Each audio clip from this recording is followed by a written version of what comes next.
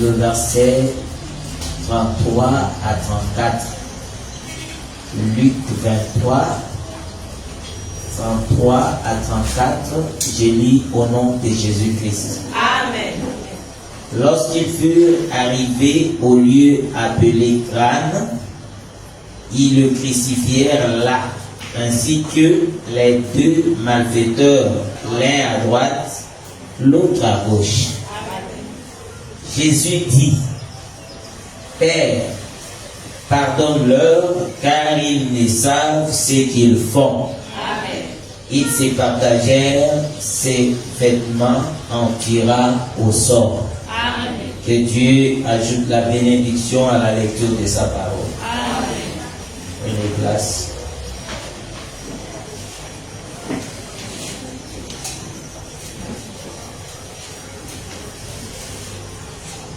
Je me mets sur la route du ciel, nouvelles auteurs.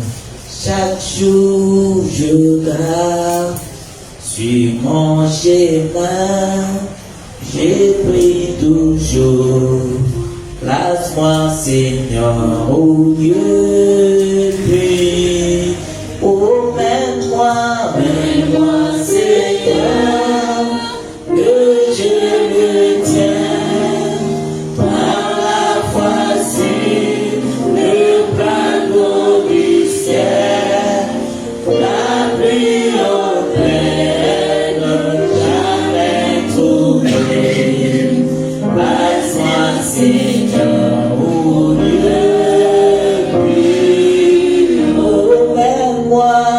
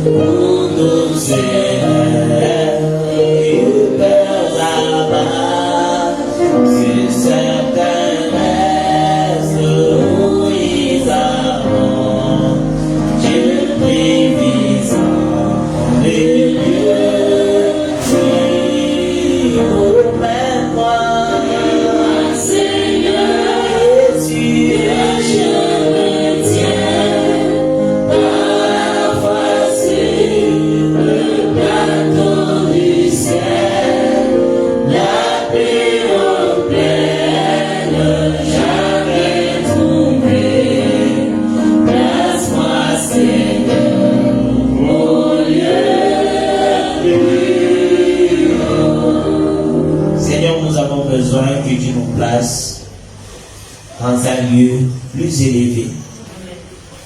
Et lorsque Dieu nous placera, nous serons à l'abri des ennemis. Et nous allons triompher parce que c'est toi qui l'as fait. Et c'est par ta parole que tu peux nous placer dans ce lieu-là. Parce que ce monde est plein de malices, plein de problèmes. Et celui qui a la solution, c'est toi, Seigneur. Accepte de le faire pour nous. Au nom de Jésus-Christ, nous avons ainsi prié. Amen. Amen. Je vous salue au nom précieux et glorieux de notre Seigneur Jésus-Christ. Amen. Vraiment, nous bénissons le Seigneur pour ce soir si merveilleux, car nous croyons qu'il est avec nous, selon qu'il est écrit, là où deux ou trois sont réunis à mon nom, je suis au milieu d'eux. Et nous croyons que ce soir, le Seigneur est avec nous. Il n'a jamais été absent quand on a besoin de lui. Il est toujours là, car la Bible déclare qu'il est doux et agréable pour des frères de demeurer ensemble. Nous continuons notre bonhomme de chemin sur les 7 paroles de Jésus-Christ à la croix. Et nous croyons que le Seigneur nous bénit au travers de cet enseignement. Car le Seigneur, en montant sur la croix, il ne pouvait pas monter pour rien. Si les malfaiteurs étaient condamnés à cause de leurs péchés, à cause de leurs crimes, nous croyons que la montée du Seigneur Jésus-Christ à la croix, c'était pas parce qu'il avait commis un crime. Mais il était monté à la croix pour accomplir certaines écritures. Et les écritures qu'il devait accomplir, c'était que l'homme qui a été séparé d'Adam, séparé de Dieu, l'homme qui a péché, il devait retourner parce que le péché avait séparé l'homme de Dieu. Maintenant, comme l'homme n'était pas capable par lui-même de revenir, il a fallu que le Seigneur lui-même vienne. Voilà pourquoi le dimanche, nous avions lu une écriture dans le livre des psaumes, de l'Apocalypse chapitre 5. C'était en passant. Dans l'Apocalypse chapitre 5, il y avait une question qui a été posée. Qui est dit de prendre le livre et d'ouvrir afin de rendre le sou? La Bible déclare qu'il n'y avait personne au ciel, personne sur la terre, ni sous la terre. La voix était sortie du trône. C'est ce qui est très important. La voix n'était pas sortie d'ailleurs, mais la voix était sortie du trône. Qui est dit? Et quand on a regardé au ciel, il n'y avait personne. Sur la terre, il n'y avait aussi personne. Même sous la terre, personne. Mais l'un des vieillards avait dit à Jean ne pleure point. Voici le lion de la tribu de Juda, le rejeton de David. C'est lui qui a vaincu. Il est capable de prendre le livre et de rendre le sou.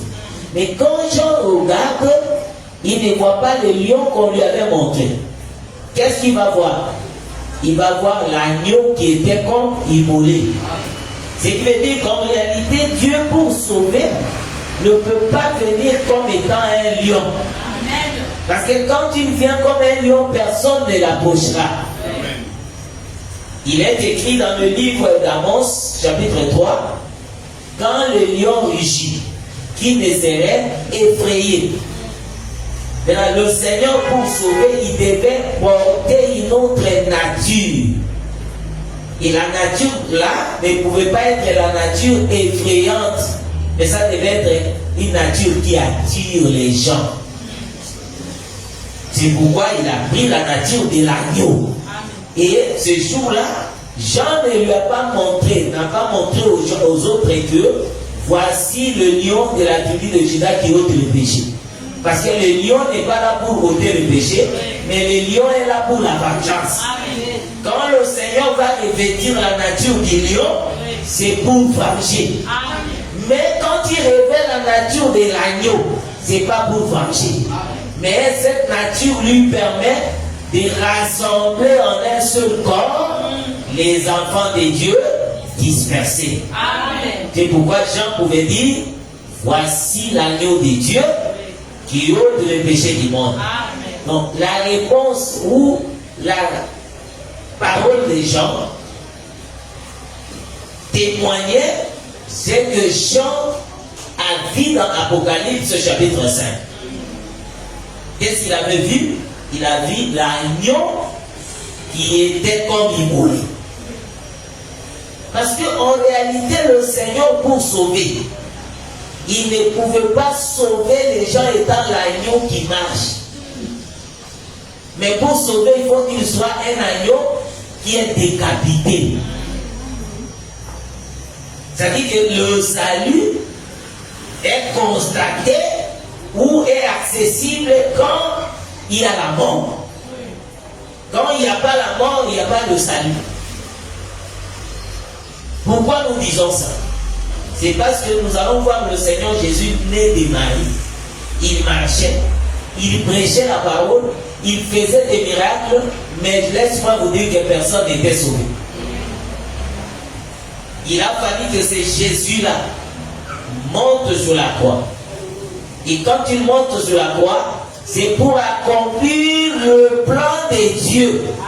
Et laquelle nous disons que le plan de Dieu est mis en exergue ou en exercice quand le Seigneur monte sous la croix. Amen.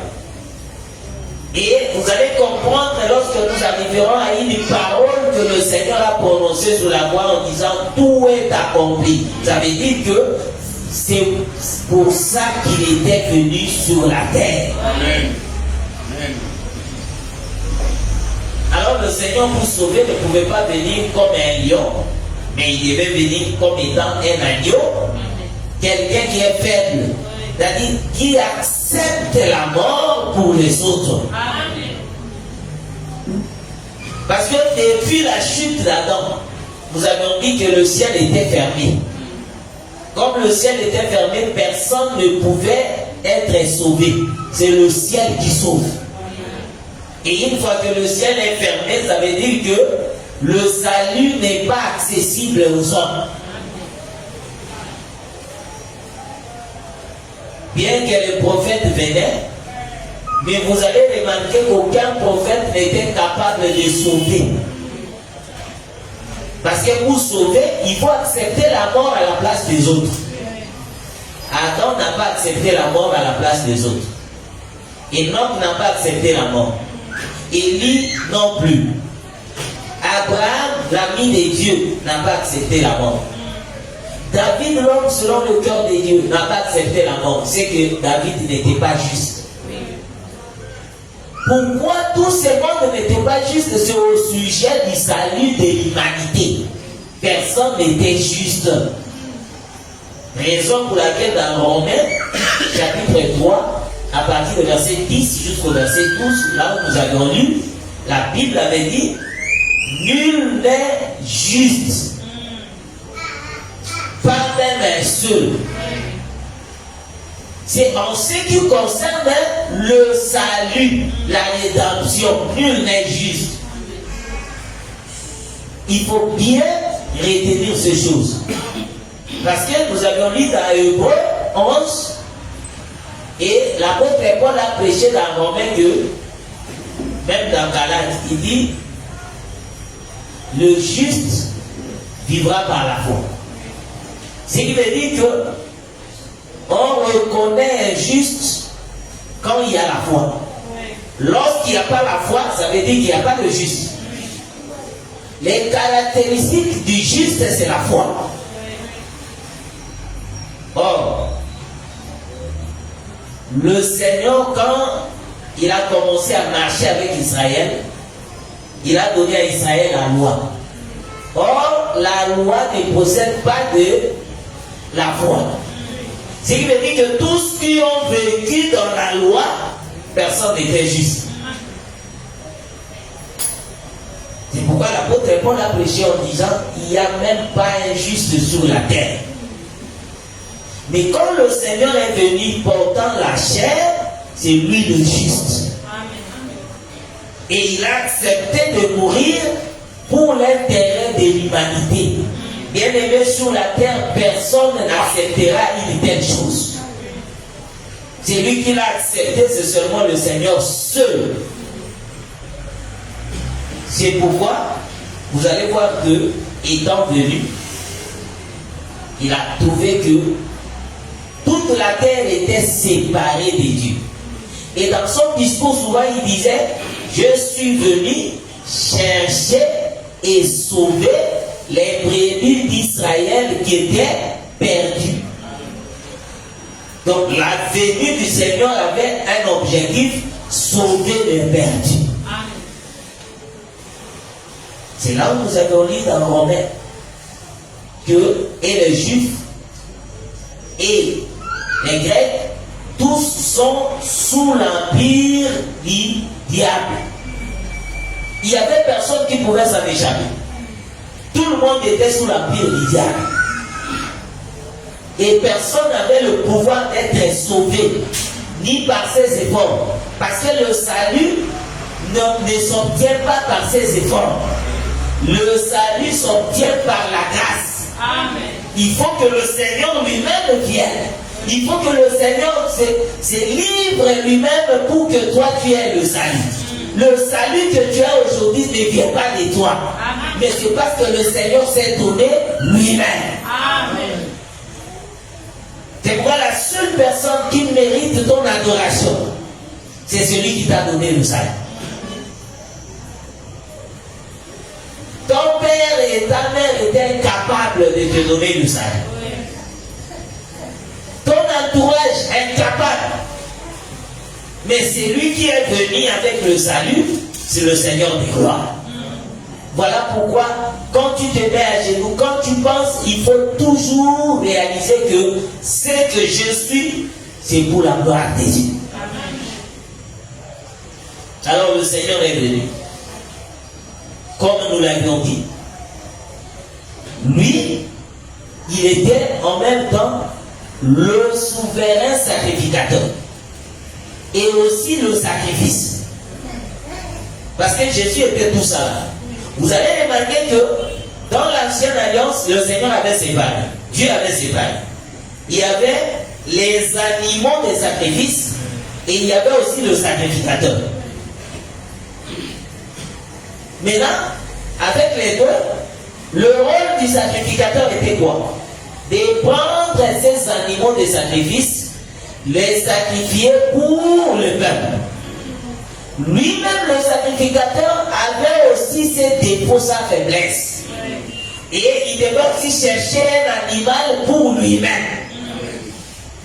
Mais quand le Seigneur est venu, lui, il est venu seul. Sans être accompagné d'un animal pour le sacrifice. Et la Bible certifie que le sacrifice de Jésus, c'était son corps propre. Parce qu'il ne pouvait pas être accompagné des sangs étrangers, des sangs du péché. C'est pourquoi personne ne pouvait l'aider.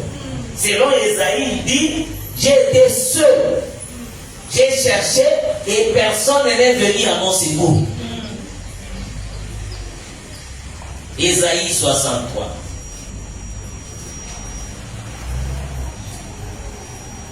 Ésaïe chapitre 63.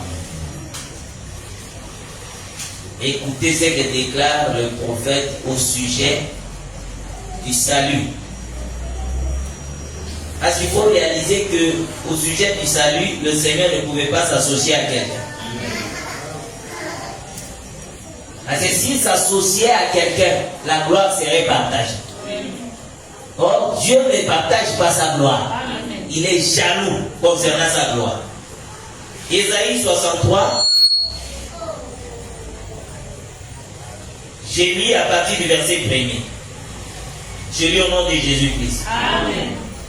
Qui est celui qui vient d'Édom, des Bostra, en vêtements rouges, en habit éclatant, et se redressa avec fierté dans la plénitude de sa force.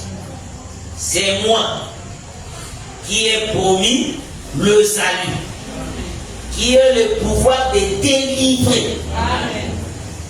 Alors on lui pose la question.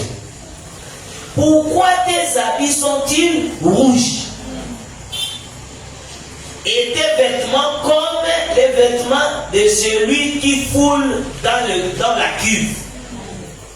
Il répond, j'ai été seul à fouler au pressoir. Amen.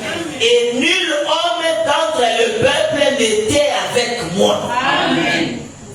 Je les ai foulés dans ma colère. Je les ai écrasés dans ma fureur. Leur sang a jailli sur mes vêtements. Et j'ai essuyé tous mes habits. Amen. La question continue. Pourquoi tu as essuyé tous tes habits? Le verset 4, il répond, car un jour de vengeance était dans mon cœur. Et l'année de me racheter est venue. Amen. Donc vous voyez maintenant dans Isaïe, on nous explique qu'en ce qui concerne le salut, le Seigneur ne s'associe à personne. Amen. Pour sauver, il ne veut pas s'associer à quelqu'un. C'est pourquoi le jour qu'on est venu l'arrêter, il a dit aux gens clairement, si vous avez besoin de moi, laissez mes disciples partir. Parce qu'ils ne voulaient pas. Tu vois, le frère Pierre a dit, Seigneur, je suis prêt à mourir avec toi. Comme le problème de la mort concernait le salut, le Seigneur lui a dit, Pierre, tu n'y arriveras. Il dit non. Il dit, avant que le coq ne chante, tu me régneras, toi. Parce que le Seigneur ne pouvait pas être associé à quelqu'un d'autre. Raison pour laquelle j'aime dire que pour ton salut, ce n'est pas le frère béni. Oui. Parce que pour le salut du frère béni, il y a quelqu'un. Oui. Et celui qui est mort pour le salut du frère béni est le même qui est mort pour ton salut. Amen. C'est pourquoi j'aime la déclaration de notre bien-aimé Paul. Que personne ne fasse de toi sa proie. Non, non, tu es mon fidèle. Il faut savoir que Jésus doit pas être un pasteur ne veut pas dire être un dictateur ou un roi. Un chef suprême. Non. Écoute le frère bien-aimé Paul. 1 Corinthiens, chapitre 3. J'ai lu à partir du verset 4 et je descends. J'ai lu au nom de Jésus-Christ. On soit parti du verset 1er. Pour moi, frère, ce n'est pas comme à des hommes spirituels que j'ai pu vous parler, mais comme à des hommes charnels, comme à des enfants en Christ. Je vous ai donné du lait, non de la nourriture solide, car vous ne pouviez pas la supporter. Et vous ne le pouvez pas même à présent, parce que vous êtes encore charnel. En effet, puisqu'il y a parmi vous de la jalousie et des disputes, n'êtes-vous pas charnel? Et ne marchez-vous pas selon l'homme? Quand l'un dit, moi je suis de Paul, et un autre, moi d'Apollos, n'êtes-vous pas des hommes?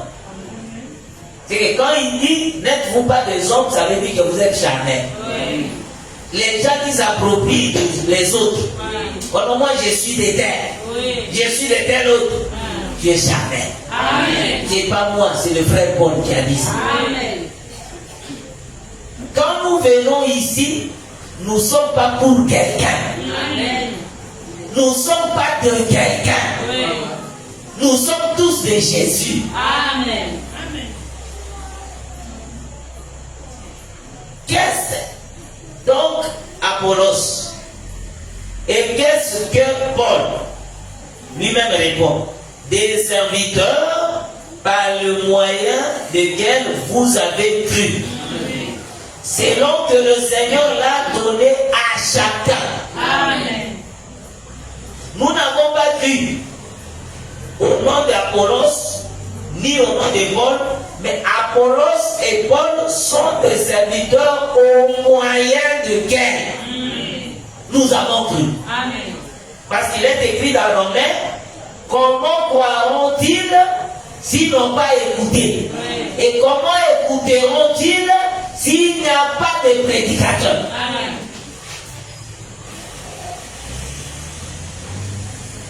Verset 6. J'ai planté, Apollos a arrosé, mais Dieu fait croître. Amen. Il a écouté le verset 7. Amen. En sorte que ce n'est pas celui qui plante qui est quelque chose, ni celui qui arrose, mais Dieu qui fait croître. Amen. Est-ce que c'est clair? Amen. Donc pour vous dire que en ce qui concerne le salut, c'est le Seigneur Jésus-Christ, c'est le Dieu véritable lui-même. Amen. Pas quelqu'un d'autre. Moi je peux te prêcher la parole. Quand tu crois, ce n'est pas que non, la gloire là doit me revenir. Non, la gloire doit revenir à celui qui a fait que tu crois. Parce qu'il est écrit, ce n'est pas celui qui plante qui est quelque chose. Moins encore celui qui arrose. Mais celui qui est quelque chose, c'est celui qui fait croître. Parce que tu peux planter. Si celui-là ne vient pas, la semence ne va pas croître. C'est une peine perdue. C'est pourquoi celui qui mérite la gloire, ce n'est pas celui qui a planté, ni celui qui a arrosé, mais celui qui fait croître. Alors le Seigneur, pour le salut, il ne pouvait pas s'associer à d'autres personnes. Parce que tout le monde était corrompu. Il n'y avait pas de justes sur la terre. Et quand nous parlons, j'insiste sur le juste, nous voyons le problème du salut. Parce que pour être sauvé, il faut que l'homme parfait, sans défaut, sans péché, vienne. Or, au ciel, sur la terre, même sous la terre, il n'y avait personne. Donc celui qui devait venir ne devait forcément que sortir du trône, pas de quelque part, sur la terre.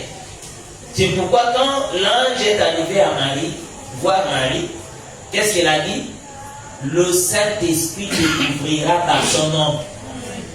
Et le Saint-Enfant qui te sera né sera appelé Fils de Dieu très haut. Je lui donnerai le trône de David, son père.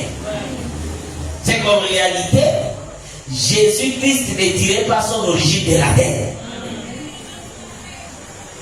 Michée dit, ce que tu viens de dire là est vrai.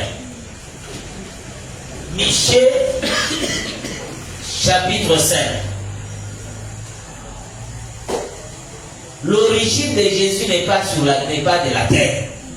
Si tu vois quelqu'un qui te prêche que non, Jésus a pour origine la terre, et que celui-là ne connaît pas la pensée de Dieu. Et il n'a pas compris aussi la force et la puissance de Dieu, le Saint-Esprit. Michée chapitre 5, à partir du verset 1er, je lis au nom de Jésus-Christ. Et toi, Bethléem Ephrata, petite d'entre les milieux de Juda, de toi sortira pour moi celui qui dominera sur Israël, et dont l'origine remonte aux temps anciens, au jour de l'éternité. Son origine n'est pas de la terre. C'est aux temps anciens, au jour de l'éternité. Donc celui qui doit venir dominer sur Israël, son origine n'est pas de la terre. Mais son origine remonte aux temps anciens, au jour de l'éternité. C'est pourquoi quand on a posé à Jésus la question, dans Jean chapitre 8, il va dire, avant qu'Abraham fût, moi, je suis. Et quand ils l'ont regardé, ils l'ont comparé à leur âge. Il dit, mais tu n'as même pas 50 ans. Comment tu m'as dit que non, Abraham, avant qu'Abraham ne fût, toi tu es? Il a dit, Abraham avait vu mon jour. Et il était tressailli de joie. Donc qu'est-ce qui a fait la joie d'Abraham? C'est lorsqu'il a vu le jour du Seigneur. Maintenant, pose-toi la question, Abraham avait vu le jour du Seigneur. Lui-même explique, il dit, à Abraham, lorsqu'il a vu mon jour, il était tressailli de joie.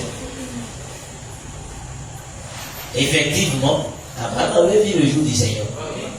Il a vu son jour. Si vous lisez Genèse chapitre 18, il est écrit, Abraham était assis sur le chêne de Mamré. Il a vu 3 personnes qui passaient. En réalité, le voyage de 3 personnes était destiné vers Abraham. Parce qu'ils ont passé beaucoup de gens. Mais quand Abraham a vu l'homme du milieu, il est descendu de là où il était et s'est précipité pour aller s'agenouiller devant l'homme du milieu. Donc cela prouve que Abraham a vu le jour du Seigneur. Et il a dit que si j'ai trouvé grâce, ne passe pas. Entre dans ma maison. Et quand est-ce que la joie d'Abraham est venue? C'est le jour où il a vu Isaac. Qui est Isaac? Vous êtes sans ignorer que Isaac c'est toujours Dieu. Qu'est-ce qui prouve qu'Isaac c'est Dieu? Quand Abraham a reçu dans sa maison, il a reçu au moins 3 personnes. N'est-ce pas? Maintenant, vérifiez la marche. Vous allez constater que temps est arrivé à Sodome parce qu'il a dit à Abraham, avant de sortir de sa maison, il a dit, l'année prochaine, dans cette même époque, je reviens. Sarah, ta femme, aura un fils. Il a dit, je reviendrai. Vérifiez maintenant. Quand est-ce qu'il était revenu? Parce qu'il a dit, l'année prochaine, je reviendrai. Et ta femme aura un fils. Pour que la femme d'Abraham ait un fils, il faut que Dieu revienne. Mais vérifiez bien, vous allez voir que Dieu n'est pas revenu. Mais nous voyons Isaac. Ils étaient en nombre de 3. Maintenant, il y a le neveu d'Abraham, Lot, qui est à Sodome. Lorsque Lot regarde, il voit combien de personnes? 2. N'est-ce pas? Il a vu 2 anges. Mais dans la maison d'Abraham, ils étaient combien? 3. Où est la 3e personne? Amen. Il est où? C'est qu'il était resté dans la maison d'Abraham. Et l'année prochaine, Abraham était tressailli des joies. Lorsqu'il a vu Isaac. C'est pourquoi Jésus a répété ça en disant, Abraham a vu mon jour et il était tressailli des joies. Abraham pouvait avoir des richesses, mais ça ne faisait pas sa joie. Mais lorsqu'il a vu le jour du Seigneur, il était tressailli de joie. Parce que quand il regardait Isaac, il le voyait à la fois comme étant son fils, à la fois aussi le Dieu qui devait venir l'année prochaine. Donc pour dire simplement que le Seigneur de gloire, quand il vient, son origine remonte aux temps anciens. Et il est appelé l'ancien des jours. Amen. Il était avant tout le monde. Mais c'est écrit, même si vous lisez Proverbe. La Bible. Proverbe, chapitre 8. Proverbe 8.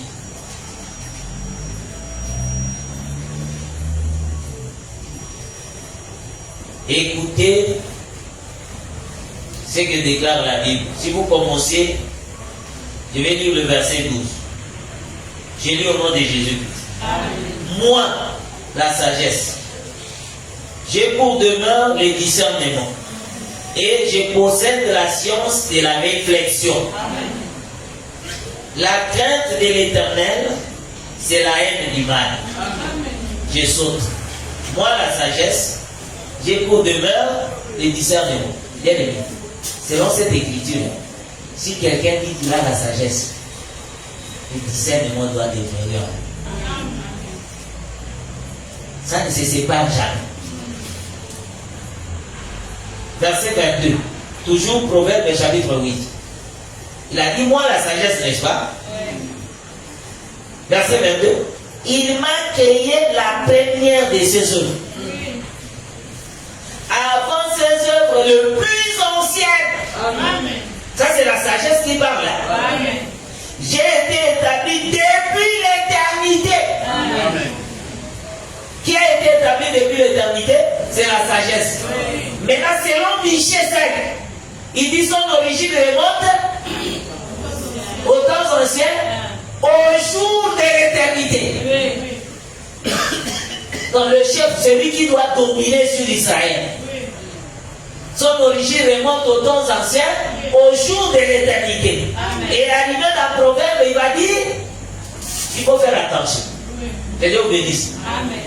Selon la disposition de la Bible. C'est Proverbe qui vient avant Michel, n'est-ce pas? Maintenant, si tu lis comme ça, tu vas dire que tu vois Michel venir après. C'est comme ça que tu vas lire. Or, en réalité, c'est pas ça.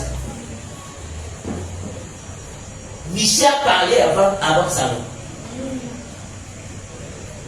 Que Dieu vous bénisse. Ne suivez pas la disposition que la Bible nous a présentée. Vous allez voir le livre d'Abias est là-bas. Alors qu'Abias est au côté même d'Ésaïe et des autres prophètes là.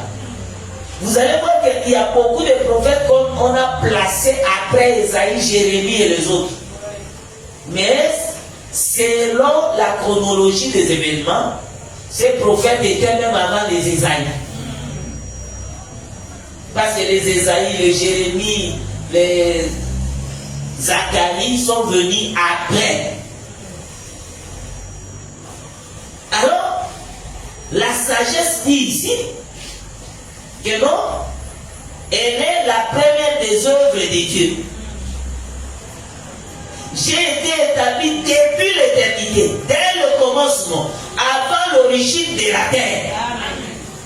Je fus enfanté quand il n'y avait point d'abîme, point de source cherchée d'eau, avant que les montagnes soient affermies, avant que les collines existent. Je fus enfanté. Amen. Donc c'est lui l'ancien des jours. Oui, amen. Il est le témoin de toute la création. Rien ne lui échappe. Oui. Il était avant toute chose. C'est lui la parole. Amen. La sagesse, c'est la parole. Que Dieu vous bénisse. Amen. Et si la sagesse est la parole, ça veut dire que la parole est le témoin de la création. Raison pour laquelle vous allez voir que quand Jésus est venu, son objectif était de sauver l'humanité qui était tombée en Adam. L'humanité était séparée d'avec Dieu à cause du péché. Et le Seigneur en venant, il devait rassembler, réconcilier l'humanité avec Dieu. Maintenant, il va faire quel travail? Le travail qu'il va faire, ça sera comment? Il doit monter à la croix.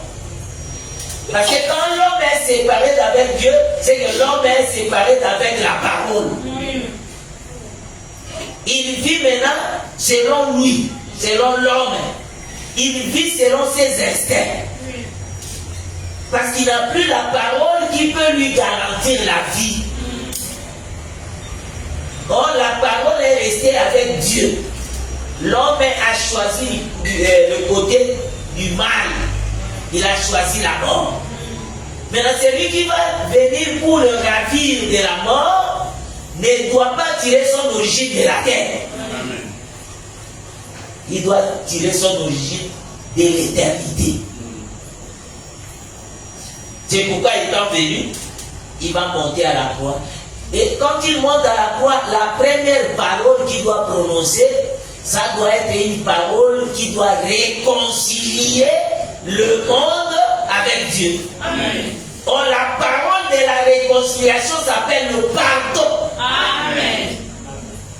C'est le pardon qui réconcilie. Oui. Bien aimé, ce ne sont pas les matériels. Si tu réconcilies, c'est le pardon. Amen. Même si quelqu'un était fâché comment, le pardon libère. Le pardon réconcilie. Amen. Et celui qui dit pardon n'est pas faible. Parce qu'il y a des gens qui pensent comme ça. Amen. Que donc, quand tu dis pardon, ça veut dire que tu es faible. Non. Celui qui dit pardon, il a compris Oui. Amen.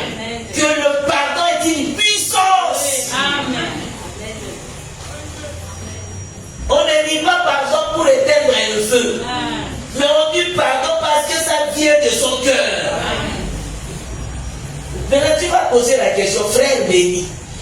Le Seigneur Jésus-Christ va dire pardon, qu'est-ce qu'il a fait? Jésus en réalité n'avait rien fait. Hein? Jésus n'avait rien fait.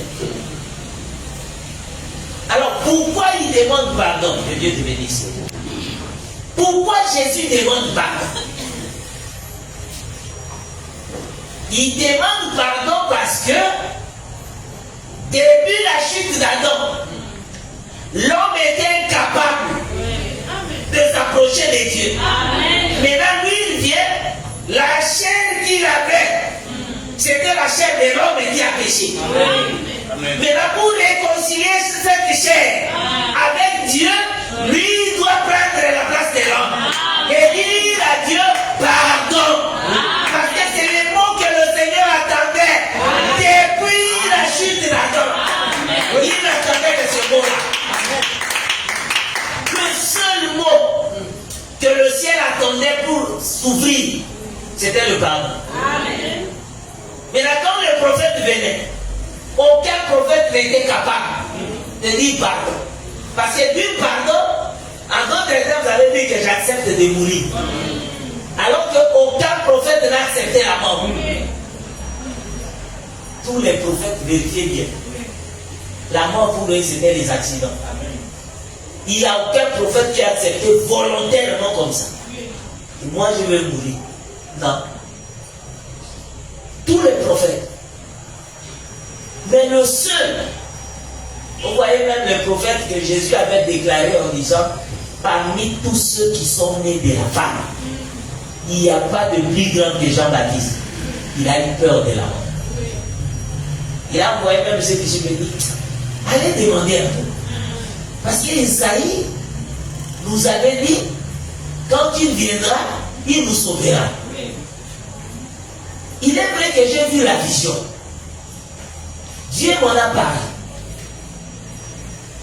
Allez un peu lui demander, est-ce que c'est lui ou devons-nous attendre un autre?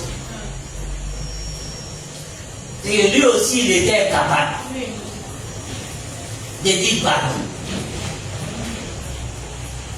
Et laisse-moi vous dire que pendant ces temps-là, il y avait le sang d'un prophète qui criait. Que Dieu vous bénisse. Le sang d'un prophète criait. C'était le prophète Abel. Et qu'est-ce que son sang criait? L'audience, si nous devons manger. Le Seigneur était fatigué de ce cri-là. Il voulait un cri qui doit rassembler. C'est ça le cri que le Seigneur attendait. Maintenant, quand tous les prophètes venaient, Seigneur, ne vois-tu pas que nous avons mal? Il y a des gens qui nous maltraitent. Le Seigneur était fatigué de ça. Alors il avait besoin que quelqu'un vienne. Et quand il va monter à la croix, au lieu de dire que non, venge-moi, il ne va pas dire ça. Il doit dire, Seigneur, pardonne-le. Pourquoi? Parce qu'ils me savent ce qu'ils font. Est-ce qu'ils le savent? Donc Jésus avait raison. En réalité, les gens ne savaient pas pourquoi. Parce qu'ils étaient vendus au péché. Et tout ce qu'ils faisaient, c'était sous la puissance du péché. Ils ne savaient plus quoi faire. Ésaïe vient. Ésaïe 53. Nous étions errants. Comme des brebis qui n'avaient point de berger. Mais là, quand une brebis n'a pas de berger, elle marche par-ci par-là. Elle ne sait pas quoi faire. Parce qu'il n'y a pas de berger. Bien aimé, il n'y a aucune brebis qui doit marcher sur le chemin sans berger. Si quelqu'un se dit que je suis la brebis du Seigneur, c'est que sur la terre, physiquement, il doit avoir un berger. Il n'y a pas de fidèle indépendant. Ça, c'est dans la parole de Dieu. Bon, non, moi, je suis fidèle, je viens quand je veux. Je ne viens pas quand je veux. Et quand je viens, je m'intéresse à personne. Tu perds ton temps. il faut que tu sois suivi. Amen. Si tu acceptes que tu es la brebis, il faut qu'un berger soit derrière toi. Amen.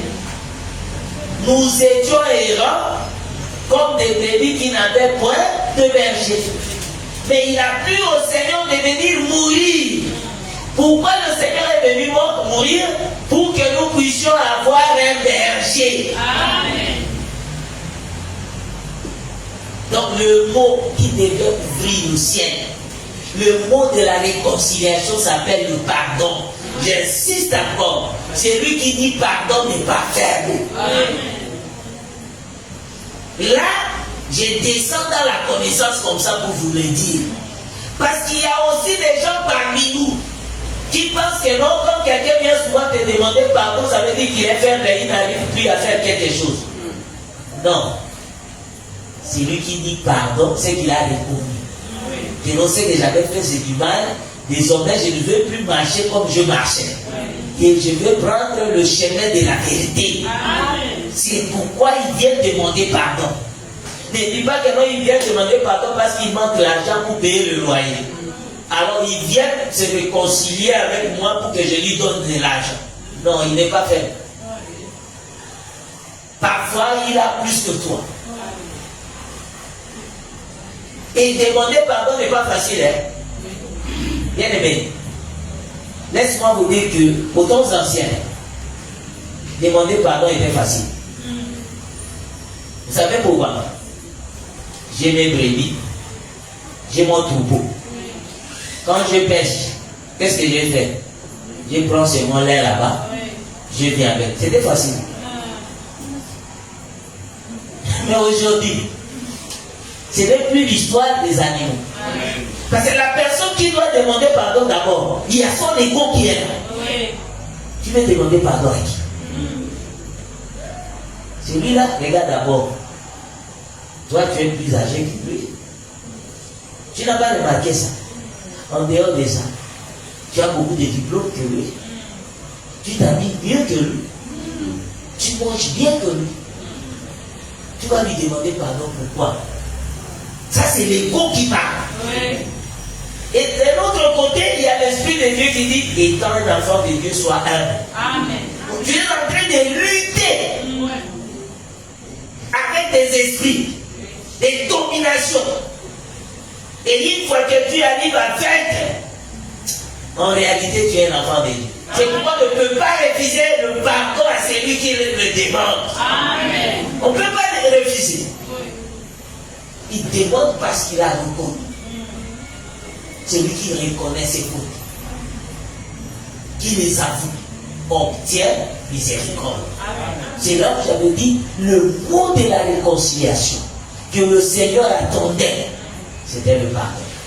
C'est pourquoi quand Jésus est monté sur la croix, la première phrase doit être Père, pardonne-le. Parce que c'est ce que le Seigneur attendait, Dieu attendait depuis. Il faut que le pardon soit prononcé. Et quand il a dit pardonne-leur, ça veut dire qu'il a réconcilié le monde avec lui-même. Il a réconcilié l'humanité. Parce que quand Adam est parti, Adam n'a pas demandé pardon. Bien, même si tu vois David demander pardon, c'est un vrai. Que Dieu vous bénisse. Là, ça devient compliqué. Quand vous voyez David dit Seigneur, j'ai péché. Je suis né pécheur. Je ne peux plus rien. Tout ça là, c'est rien. Le fait d'avoir le sang adamique, vérifiez Adam. Est-ce qu'Adam avait demandé pardon? Non. Vérifiez le procès. Où es-tu? Qu'est-ce qu'il répond? Seigneur, je me suis caché parce que je suis né. Qui t'a dit que tu es né? As-tu mangé le fruit de l'arbre auquel je t'avais interdit? La femme que tu m'as donnée. Reconnais que tu as mangé. Non, la femme que tu m'as donnée. Le Seigneur n'a pas poursuivi. Et la femme, qu'est-ce qui s'est passé? Non, le serpent.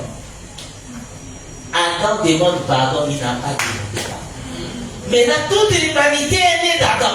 Oui. C'est-à-dire, le fait qu'Adam n'a pas demandé pardon, ça veut dire que toute l'humanité aussi n'a pas demandé pardon. C'est pourquoi le ciel est resté fermé. Amen. Amen. Ce que le Seigneur attend, c'est quoi? C'est le pardon d'un seul pour libérer toute l'humanité. Amen. Adam avait péché, mais celui qui vient demander pardon n'a pas péché.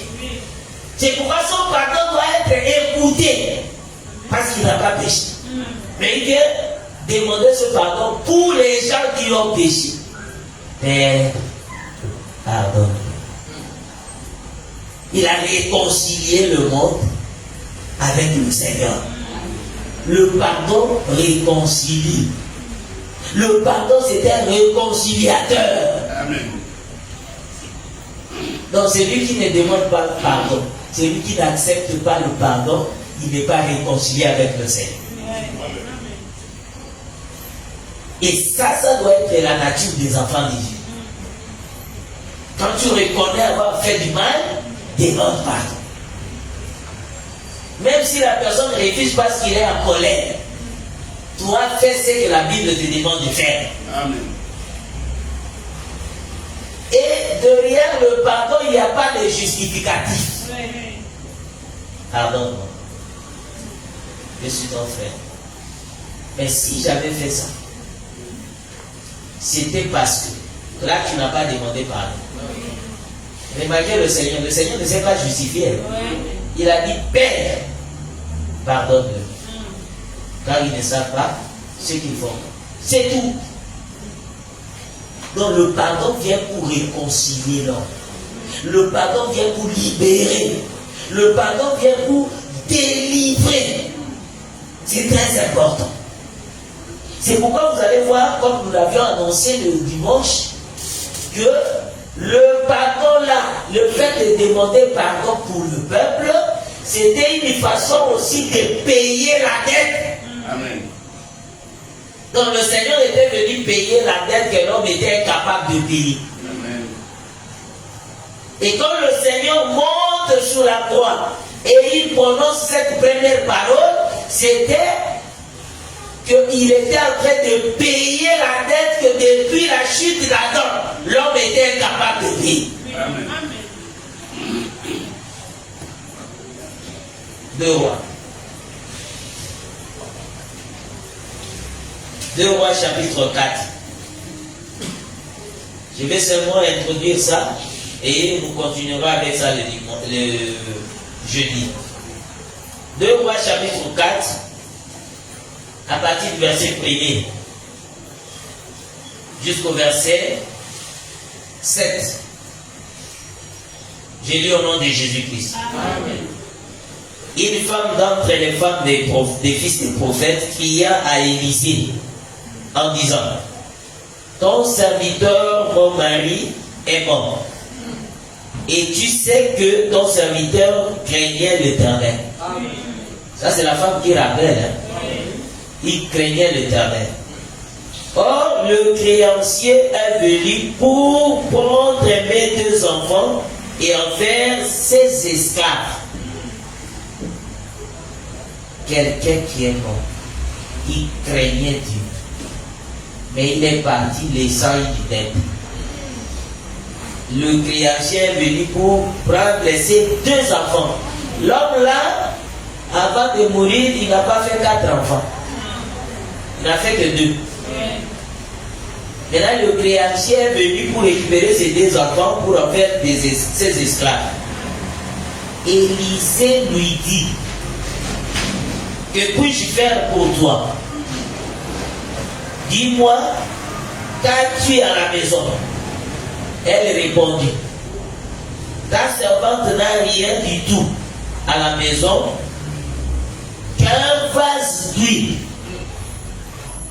Elle n'avait rien, qu'un vase d'huile. Vous voyez, si on a rien, c'est qu'on a quelque chose. C'est ça Jésus.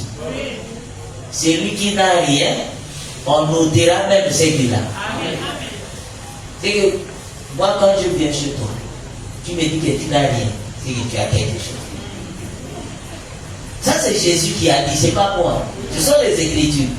La femme a répondu, je n'ai rien. Qu'un vase, oui. Et pourquoi elle a présenté le vase d'huile? Le vase d'huile là, c'est quelque chose d'insignifiant, incapable de payer la dette. Mais c'est ce qu'elle avait. Ta servante n'a rien du tout à la maison qu'un vase d'huile. Et il dit, va demander au dehors des vases chez tous les voisins, des vases vides. Ah. Lorsqu'elle va sortir, elle ne va pas demander des vases qui ont quelque chose dedans, mais elle va demander des vases qui sont vides. Ça veut dire que les vases là, on ne les utilise pas parce que c'est vide ou c'était déjà utilisé. Et n'en demande pas un petit nombre. Quand tu seras rentré, tu fermeras la porte sur toi et sur tes enfants. Tu verseras dans tous ces vases et tu mettras de côté ceux qui seront pleins.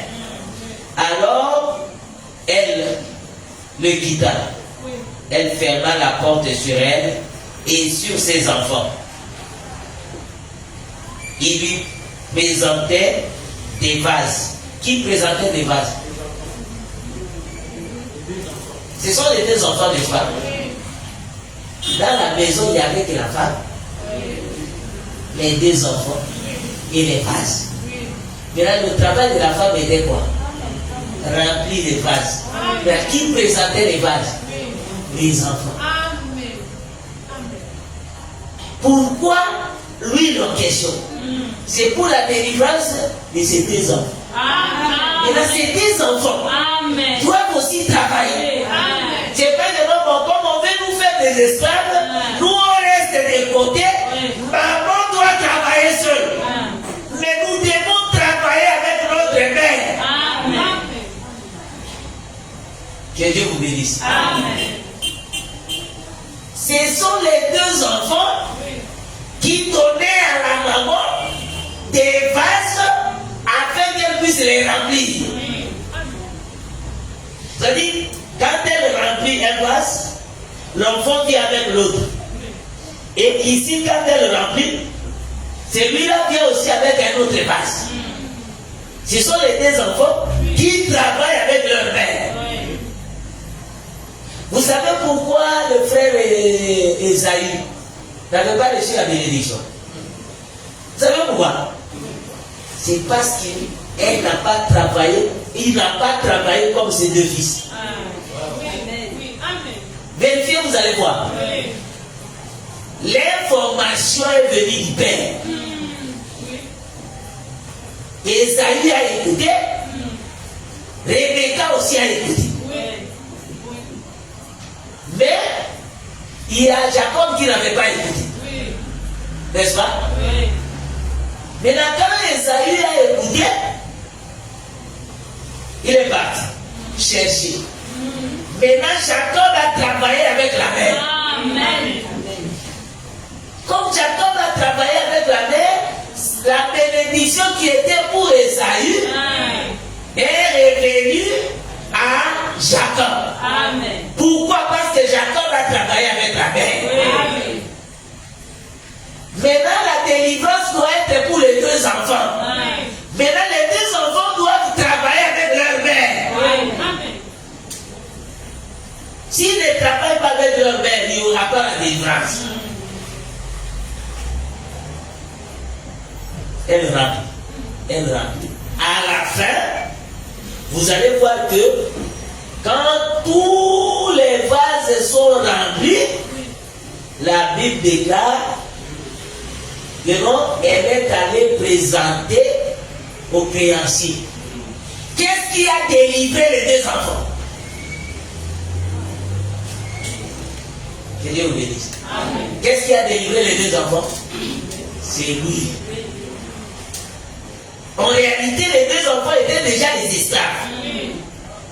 Mais ce qui a fait qu'ils soient délivrés de l'esclavagisme, c'est l'huile. Mais l'huile qui a rempli tous les vases était dans un vase. Amen. Oui. Amen. Est-ce que vous comprenez ça? L'huile là était dans un vase. C'est le vase en question qui a rempli tous les vases. Amen. Ça veut dire que l'huile qui était dans le vase là, le vase là avait l'huile qu'on ne pouvait même pas calculer, estimer. C'est que l'huile qui était dans le vase là était sans mesure. Et là, ça remplissait les vases. Les autres vases avaient des mesures. Mais le vase là n'avait pas de mesure. Oui. Ça remplit ici. Combien de côtés? Ça remplit. Parce que le vase là était vide. Mais l'huile sortait d'un vase qui était sans mesure. Amen. Est-ce que vous comprenez? Amen. Et Jérémie chapitre 18, je crois au verset 4, la Bible déclare que j'allais faire un tour chez un potier. Arrivé chez le potier, je l'ai trouvé en train de faire des vases, de fabriquer des vases. Maintenant, quand il a fabriqué, le vase qu'il avait fabriqué n'était pas bon. Il devait détruire ça pour fabriquer un autre vase. Le frère Paul vient. Il a parlé seulement des vases. Mais écoutez maintenant le frère Paul, je crois dans 1 Timothée ou 2 Timothée. Qu'est-ce qu'il va dire? Rapidement. Voilà. 2 Timothée, chapitre 2, à partir du verset 20. J'ai lu au nom de Jésus-Christ. Dans une grande maison, il n'y a pas seulement des vases d'or et d'argent, mais il y en a aussi de bois et de terre. Et là, il explique. Les uns sont des vases d'honneur et les autres sont d'un usage vil. Verset 21. Si donc quelqu'un se conserve pur en s'abstenant de ces choses, il sera un vase d'honneur, sanctifié, utile à son maître, propre à toute bonne œuvre. Amen. Dans le vase, etc. Oui. Amen. Vous comprenez, non? Amen. Ça dit les vases vides sont des hommes. Maintenant, il y a un vase qui est rempli, qui a l'huile. Et l'huile là est sans mesure. Amen. C'est pourquoi vous allez voir un homme dans Luc chapitre 4, il est venu. À partir du verset 18, il dit, l'Esprit du Seigneur est sur moi, car il m'a oint. L'objectif était pour délivrer le prisonnier. Vous voyez, non? Quand le Seigneur est venu, il a dit, l'Esprit du Seigneur est sur moi. L'huile, en réalité, ça parle de l'Esprit. Maintenant, le Seigneur qui vient, il dit, l'Esprit du Seigneur est sur moi, c'est que c'est lui le vase qui avait l'huile. Maintenant, il devait remplir les autres vases. Il parle maintenant avec un frère. Dans Jean chapitre 3. Qu'est-ce qu'il va dire? Dans Jean chapitre 3, à partir du verset 24. Lisons ça. Jean 3, 34.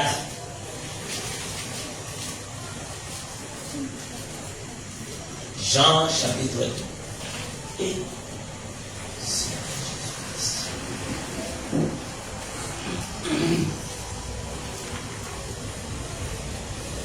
Et écoutez. Jean chapitre 3, verset 34, j'ai lu au nom de Jésus-Christ. Amen. Car c'est lui que Dieu a envoyé dit les paroles de Dieu. Parce que Dieu Dieu ne lui donne pas l'esprit avec mesure. Amen. C'est lui que Dieu envoie. Il ne lui donne pas l'esprit avec mesure. N'est-ce pas? Dieu ne donne pas l'esprit avec mesure à celui qui l'a envoyé. Oui. Qui est-ce que Dieu a envoyé? Lui-même il vient et dit, comme le Père m'a envoyé, moi aussi je vous envoie. Donc celui que Dieu a envoyé, il avait l'esprit sans mesure. Bien aimé, en dehors de Jésus, personne sur la terre ne peut avoir l'esprit sans mesure. Amen. Pourquoi Jésus avait l'esprit sans mesure? Parce qu'il devait remplir les autres vases. Amen. Et quand les vases sont remplis, c'est pour la délivrance. Amen. C'est pourquoi celui qui devait venir pour ta délivrance, ce n'était que Jésus seul. En dehors de Jésus, il n'y a pas la délivrance. En dehors de Jésus, il n'y a pas le pardon. Sans Jésus, il n'y a rien. Que le Seigneur de gloire vous bénisse. Il faut réaliser qu'avec Jésus, tout est possible. Toi aussi, parfois, tu es embêté quelque part. Tu as des problèmes, tu es poursuivi. Mais laisse-moi te dire que c'est l'onction, l'huile qui doit te délivrer. Amen. Pour que l'huile te délivre, toi-même tu dois aussi travailler. Parce que nous avons vu les deux enfants qui ont aussi travaillé avec leur mère pour leur délivrance. Ne croise pas les bras. Lorsque tu croiseras le bras, rien ne se passera. Mais tu dois travailler. Pendant moi, je ne prie pas. Il y a d'autres qui prient pour moi. Il y a d'autres qui prient pour ma délivrance. Ici, les deux enfants, ils ont travaillé pour leur propre délivrance. Amen. Ne pense pas que non. Tu dois croiser le bras et les autres travailler à ta place. D'ailleurs, il est écrit non. Celui qui ne veut pas travailler ne mange pas non plus. Amen. Toi, tu ne veux pas travailler, tu veux la délivrance. Tu l'auras comment? Chacun de nous doit travailler. Et le travail que nous devons faire, c'est dans la prière. Amen. Que le Seigneur de gloire vous bénisse. Alors, les nous allons prier.